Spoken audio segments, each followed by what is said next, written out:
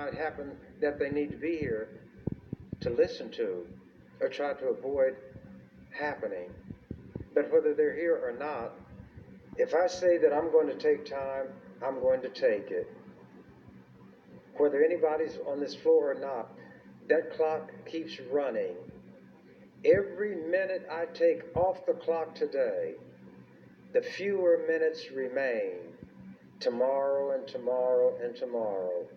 And I'll find a way to take those minutes and even some hours. There was one session where, to show my resolve, I brought a very decorative hourglass, and it might have stood at least 12 inches, maybe 14 inches tall.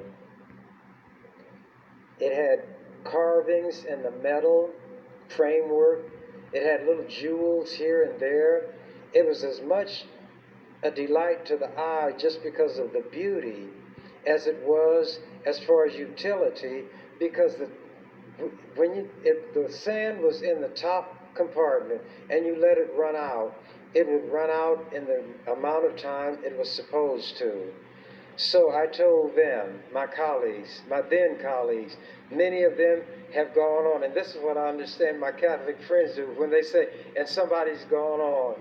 I even saw Joe Biden do that when he was discussing having kissed a woman on the back of her head, and he's making kind of a joke, and that's what he did. So I think it's just one of those gestures that people go through. But I told them, you all determine what you're going to do by that clock.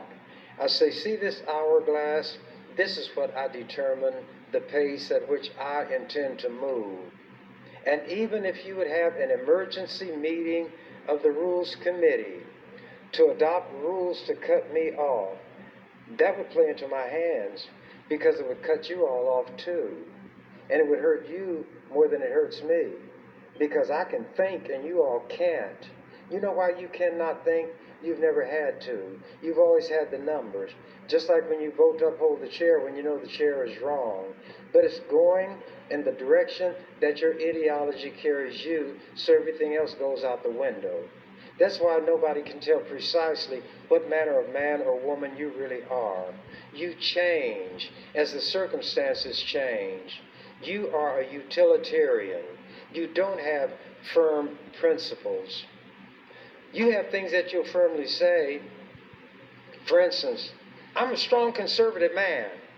Or, if you will, I'm a strong conservative woman.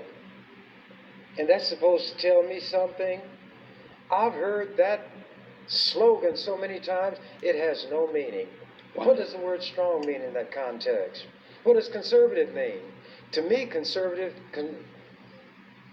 it equates to racist. A conservative, to me, is a self-acknowledged racist. Conservatism is racism. And if you examine what they do and claim to stand for, white nationalism, hatred, not just of black people, but of Jews, anybody who constitutes the, quote, other, unquote. Now, I saw where your president commiserated with the Jews when the synagogue shooting occurred, because he's trying to get money from the Jews. He made that clear that AIPAC is who he's trying to appeal to. That's why he said Jews ought to annex land of the Palestinians.